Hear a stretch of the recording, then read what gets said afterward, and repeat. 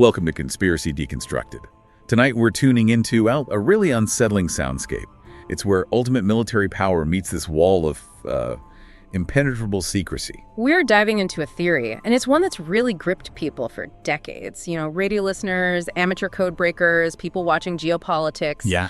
The idea is that this simple, kind of annoying shortwave radio signal is somehow holding the entire Russian nuclear deterrent in balance. That signal, right. Yeah. It's on frequency 4 to 625 kilohertz shortwave, and most people just call it the buzzer. Or UVB-76, MDZHB, it's had a few names. Exactly, and it just broadcasts constantly, 24/7. This short, deep tone, maybe 25 times a minute. People say it sounds like a foghorn, a really jarring one, and it pretty much never stops. But that's the thing, right? The unnerving part is when it does stop, because sometimes that relentless tone just cuts out. And then what? Then you might hear this automated Russian voice, and it reads out these really cryptic sequences, numbers, Russian words like, Ya UVB-76, 180-08, Bromel, 74, 27, 99, 14. Bromel, just strange code words. And they're not random. They seem to follow military communication formats. It sounds like, I don't know, a digital ghost speaking the language of war. It's properly eerie. So let's just lay out the conspiracy theory. Plain and simple. It's pretty terrifying. It is. The idea is this constant buzz. It's the literal heartbeat of nuclear Armageddon. It's supposedly connected directly to Russia's failed deadly system, the one known in the West as Dead Hand. Officially, it's called perimeter. And the theory goes that the buzz is the all-clear signal. It means command and control is working fine. But if that signal stops, not like for maintenance, but because Moscow's been hit, a decapitation strike takes out the leadership, cuts off normal communications. Then, according to the theory, the perimeter system automatically hears that silence on 4,625 kilohertz as the order to launch. Wow. It's this idea that this one radio frequency is the actual finger on the nuclear button, just waiting for the silence, guaranteed retaliation. Okay. So our mission here on Conspiracy Deconstructed is to figure out the facts. Right. We need to look at the documented history, the actual mechanics of the real perimeter system. And compare that to what we know about UVB-76, all its strange activity. We're really exploring Cold War logic here, aren't we? And information control, and maybe that deep psychological need for a story about some kind of reliable doomsday machine. Exactly. Let's unpack it. Okay, let's unpack the reality then. The system at the heart of this theory. Why would anyone link a radio signal to the end of the world? We have to go back, really understand the fear that created the actual dead hands or perimeter system. Its official designation was GRAU Index 15E601. Right, and this wasn't some, wild fantasy. It came out of a very real strategic problem during the late Cold War. Think late 70s, early 80s. Okay. The Soviet Union's strategy was basically launch on warning. They had to detect incoming U.S. missiles and launch their own before those missiles hit and destroyed their silos and command centers. And that depended entirely on having enough warning time, right? Like from ICBMs flying over the pole. Exactly. Intercontinental ballistic missiles took about, 25, maybe 30 minutes to get from the U.S. to Moscow? Just enough time for the leadership to confirm the attack was real and give the launch order. Barely enough time, but yeah. But then, that whole calculation changed. The U.S. introduced highly accurate submarine-launched ballistic missiles, SLBM. The Trident C4 and D5 systems. Those were the big ones, because a submarine could sneak up much closer to the Soviet coast, undetected. Closer means faster. Much faster, especially if they used what's called a depressed trajectory. Okay, what's that? Instead of a high arc. It's a much flatter, lower path, cuts down the flight time dramatically. But so what we're talking, warning time goes from 30 minutes down to? For targets near the coast, maybe under 10 minutes. And for Moscow itself, some estimates for a decapitation strike and attack aimed right at the leadership put the warning time at less than 3 minutes. 3 minutes. There's no way they could confirm an attack and launch in 3 minutes. Absolutely impossible. The standard launch on warning procedure just breaks down completely. And if the leadership, the Politburo, the top military commanders were all wiped out in those first few minutes? Who orders the retaliation? Nobody. The whole Soviet nuclear force is paralyzed. And that is the nightmare scenario Perimeter was built to prevent. Its whole point was to guarantee a second strike, to make absolutely sure that even if the leadership was gone, retaliation would still happen. So it actually stabilized things in a weird way by making retaliation certain. That was the idea. It wasn't meant to replace the main command system that was called Kazbek, the one with the nuclear briefcase, the Chejet. Perimeter was purely a backup. a deeply hardened insurance policy. And one of the designers, Valery Yaronich, he actually pointed out this paradox, didn't he? That by guaranteeing retaliation, Perimeter actually reduced the pressure to launch immediately on a suspected false alarm. That's the terrifying genius of its logic, yeah. In a crisis, the Soviet leader could, theoretically, activate Perimeter, put it on standby. And then they could take a few extra crucial minutes to double-check the warning signals, because they knew that even if they were killed in the next minute, the system would ensure retaliation happened anyway. So it removed that frantic 3-minute deadline pressure. Counterintuitive, but it makes sense. Reduce the risk of an accidental war triggered by a faulty sensor or a flock of geese, Okay, let's get into the nuts and bolts. How does this system actually send the launch command if everyone in charge is gone and the normal communication lines are down? Well, the mechanism is actually quite elegant in its resilience. Once the leadership has activated it, and if the system's own sensors confirm nuclear detonations. We'll get to those sensors later. Right. If those conditions are met, Perimeter launches a special type of missile, a command missile. Not a warhead missile. No, this one's designated 15PLO10. It uses the body of a standard 15A16 missile, but it carries a special warhead, the 15B99. This isn't explosive. It's basically a powerful, hardened radio transmitter. So it's like launching a communication relay station into the sky. Someone called it a super hardened walkie-talkie. Yeah, that's a bit simplistic, but captures the idea. It's way more sophisticated than that, obviously. The 15A16 missile was chosen because it's tough and has long range. It launches from a hardened silo, just like a regular ICBM. And it flies high. Very high. Way above the immediate chaos of the battle, the explosions, the electromagnetic pulse, any jamming attempts. Up there, it's relatively safe. And what does it do from up there? During its flight, that special 15B99 transmitter starts broadcasting launch orders, encrypted orders. On new frequencies. Across a range of frequencies, crucially including very low frequency, VLF, and extremely low frequency, ELF. Why those? Because VLF and ELF signals are really good at penetrating deep, through the atmosphere, through disturbed conditions, even reaching submerged submarine antennas. So it sends the launch command directly to any surviving missile silos, bombers, subs, command posts. Any facility equipped with the special Perimeter receivers, yes. Development started way back in '74. System went online around January '85. It's a unique, redundant, highly protected command method. Nothing like a simple shortwave radio buzz stopping. Okay, so now we get to the crunch. We have this real complex missile-based backup system, Perimeter, and we have this weird buzzing radio station, UVB-76. Why do people smash these two things together? Why insist the radio station triggers the missile system? Well, it comes down to pattern recognition, I think, and the sheer amount of mystery around both things. For the people who monitor the station closely, the buzzer believers, the evidence might be circumstantial, but it feels deeply compelling, especially through that Cold War lens. All right, let's look at their case. What's the first piece of eerie evidence they point to? The big one is just the nature of the signal itself, the constant channel marker. The 244-7 buzzing. Exactly. That continuous broadcast, 25 pulses a minute, nonstop for decades. To the believers, that signals constant operational readiness. Like the system's always awake, always listening. Right. The theory is that the tone isn't just noise, it's an active signal. It's the sound of the machine waiting.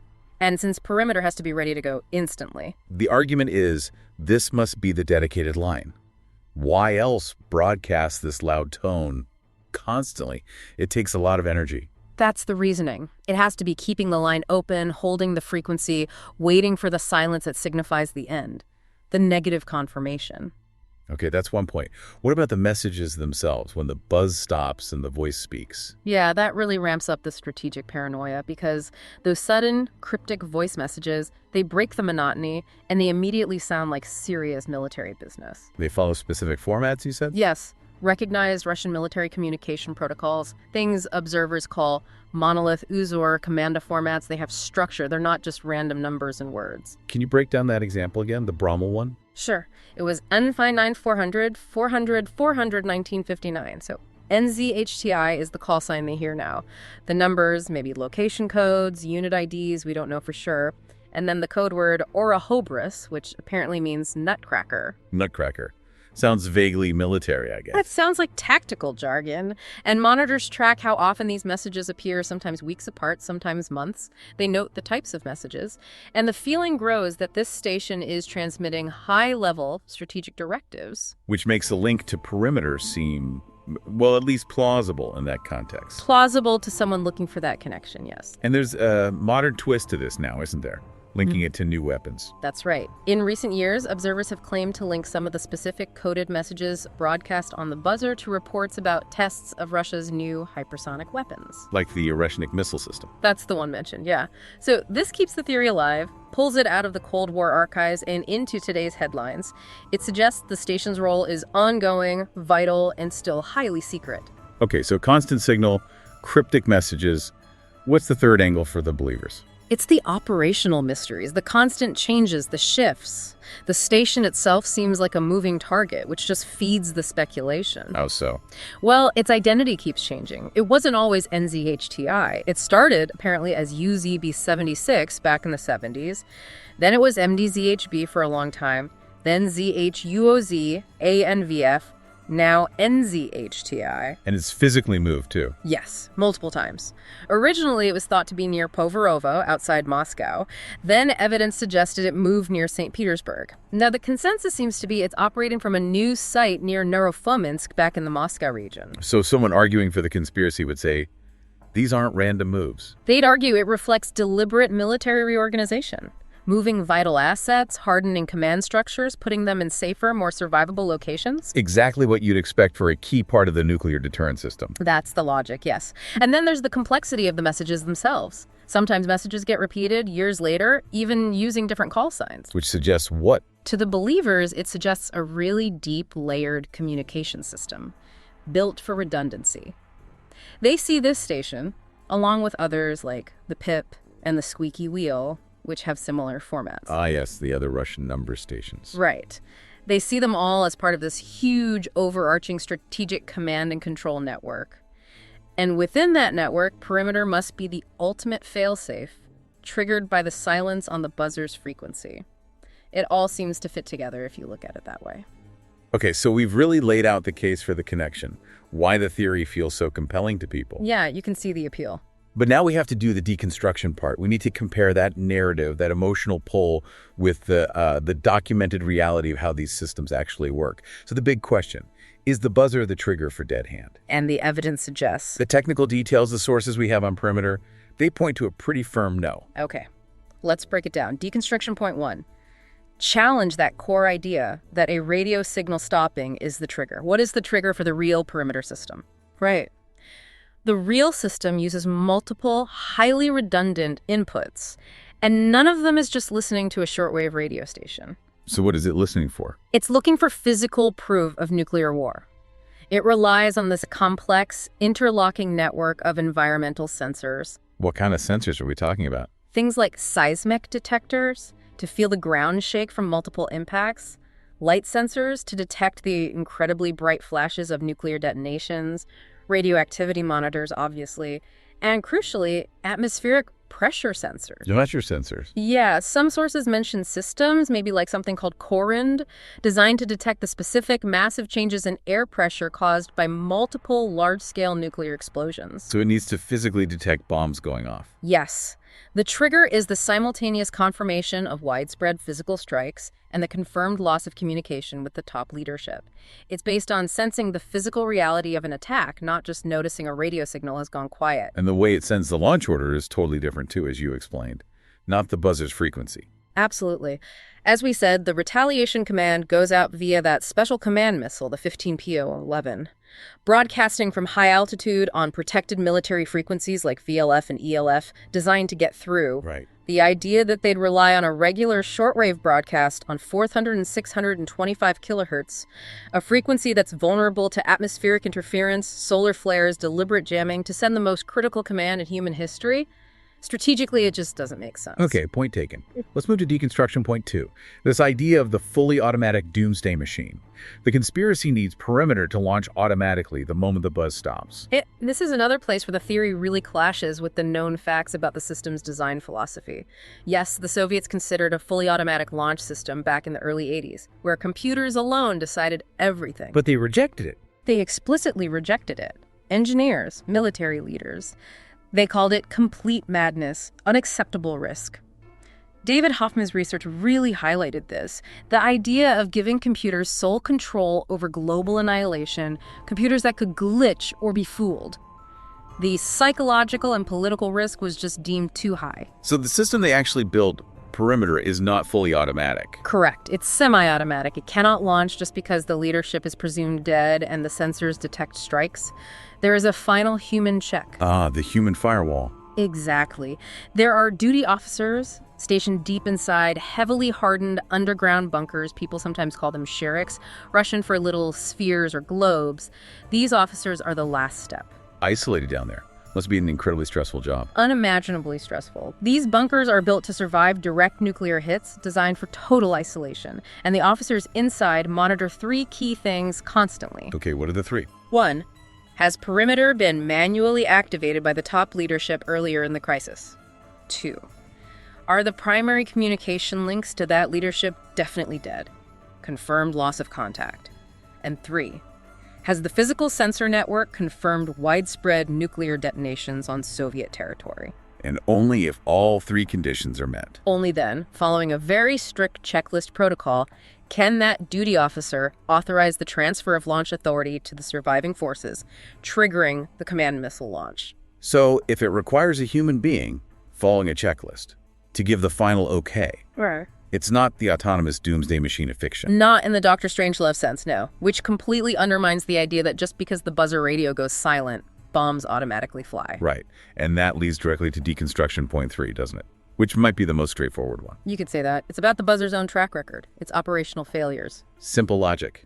If the buzz stopping triggers nuclear war. We should all be radioactive dust by now. Because the buzzer stops a lot. How often? We know for sure, for example, that back in 2010, during one of its location moves, the broadcast just stopped completely for a whole day. A whole day of silence on the doomsday trigger. Apparently so. And there have been countless shorter outages over the decades. Equipment fails, planned maintenance shutdowns happen. The tone generator itself is thought to be some kind of electromechanical device. And like any machine, it breaks down, it wears out. Its pitch even changes sometimes, meaning engineers have to go in and physically fix it. I remember reading about accidental broadcasts too, like open mics picking up conversations or even music playing during maintenance. Yeah, the famous incident where Tchaikovsky's Swan Lake was heard playing in the background while engineers were supposedly working on the transmitter. It kind of destroys the image of infallible, terrifying efficiency, doesn't it? Yeah, it really does. If this thing was genuinely linked to nuclear launch, you'd expect near perfect reliability, multiple layers of redundancy, zero tolerance for error. A system that goes down for a day, needs fiddling with, and accidentally broadcasts classical music that cannot credibly be your primary or even secondary nuclear trigger. It just doesn't meet the standard. Okay, so if it's not dead hands trigger, what is the buzzer for? Deconstruction point 4. The plausible, non-apocalyptic purpose. Right, because the believers would still ask, okay, fine, maybe it's not the doomsday switch, but why all the secrecy?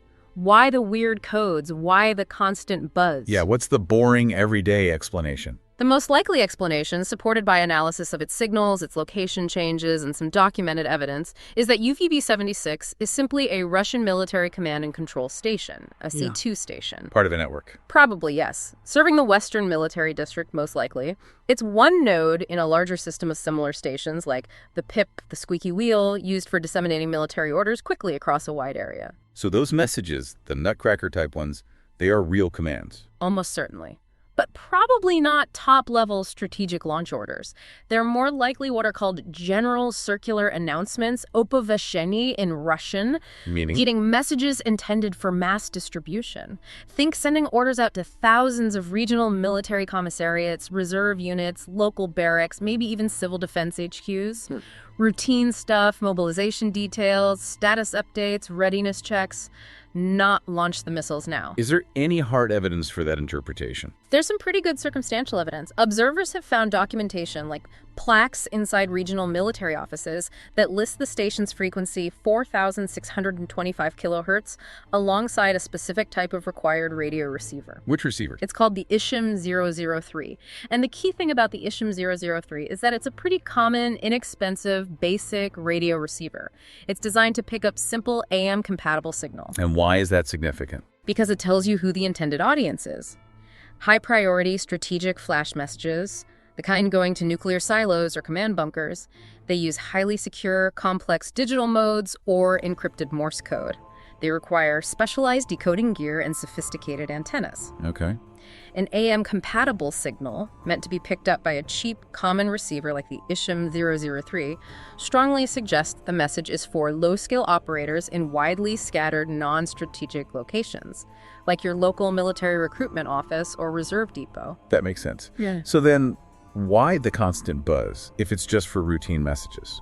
The buzz becomes purely functional then, not sinister. First, it acts as a channel marker. It keeps the frequency occupied, shortwave bands are crowded. This signals this frequency is reserved for military use, stay off. Second, shortwave propagation is notoriously unreliable.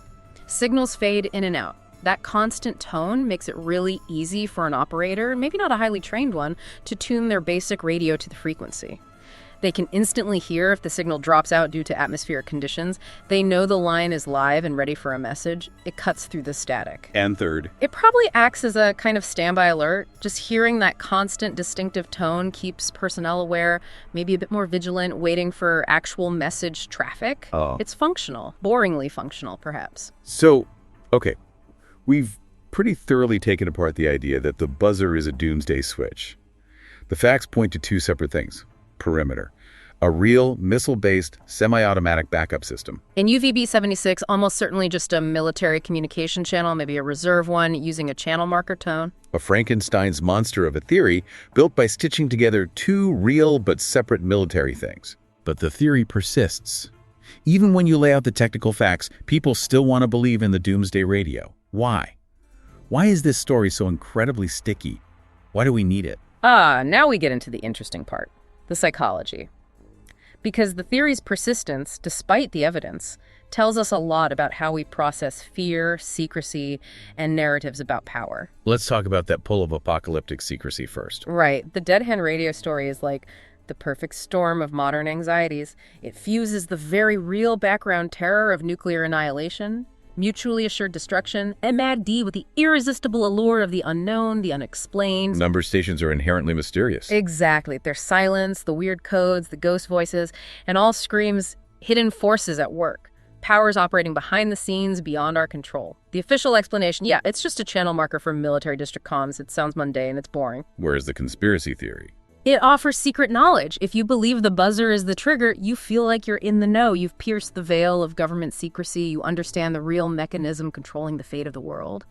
That's empowering in a strange way compared to just accepting the official, boring story. And there's something about anxiety and control too, isn't there? Real nuclear command and control is messy. It involves humans, potential errors, miscalculations. It's chaotic. Fundamentally unpredictable, relying on fallible people and complex technology under unimaginable stress. And we humans, we really don't like chaos we can't control. So the doomsday machine idea. It offers a perverse kind of comfort. It's terrifying, yes, guaranteed destruction, but it's clear, it's a mechanism. If A happens, silence, then B happens, launch. It imposes a grim kind of logic onto the ultimate horror. It's a narrative you can grasp. Much easier to grasp than the messy reality of potential comms, failures, political blunders, or just sheer bad luck leading to war. Exactly. The machine is scary, but at least it's knowable. It follows rules. That's more psychologically manageable, perhaps, than the terrifying randomness of human fallibility at the brink. And finally, the theory acts like a hub, right? Connecting dots, reinforcing other fears. Yeah, it doesn't exist in isolation. Believing in the buzzer often connects to and seems to validate other anxieties and conspiracies. Rumors about giant secret underground command bunkers like under Mount Yamanta or Kozvinsky Common in the Urals. Places supposedly built to survive nuclear war and run the retaliation. Right, or the activities of the other number stations, the PIP, the Squeaky Wheel. It all weaves together into this mythology of a vast, hidden network dedicated solely to ensuring the end of the world happens efficiently if triggered. The buzzer becomes a key piece in that larger, darker puzzle. Okay, so we've looked at the real perimeter system complex, semi-automatic missile-launched commands. And we've looked at UVB-76 functionally, almost certainly a standard military C2 channel with a marker tone. The dead hand is real, but the doomsday radio link seems to be pure compelling myth. But it's crucial to remember where the real tension in the actual perimeter system lies. It's not in the technology failing or the radio going silent. The sensors, the missiles, they're designed to work. The weak link, if you can call it that, is the human element. Precisely. Which brings us back to that final chilling thought. The ultimate point of potential failure, or perhaps salvation in the real dead hand system, isn't a technical glitch. It rests entirely on the judgment, the humanity of that one final person. The duty officer, isolated in the deep bunker. That's Shirik. Right. Valer Yarenich, one of the designers we mentioned, he wrestled with this exact moral dilemma. That moment when the checklist is complete, leader's gone, bombs confirmed, and the young officer has to authorize the launch. What did Yarenich wonder? He basically asked, what's the point? If he doesn't begin the launching procedure, there will be no retaliation. What's the point of doing it if half the globe has already been wiped out? To destroy the second part, it makes no sense. Wow. The system designer questioning the ultimate sanity of using the system he helped build. It's a profound question about following orders versus existential morality. So that's the question we want to leave you, the listener, with. Yeah. Not about buzzing radios, but about the real system.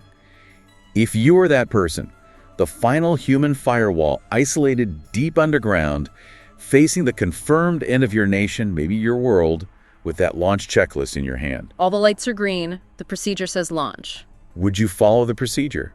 Would you guarantee total mutual annihilation because the rules said so?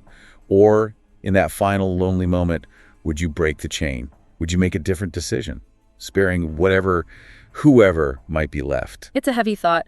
Thank you for joining us for this exploration of nuclear fear, Cold War logic, and the enduring myth of the doomsday radio. Let us know what you think.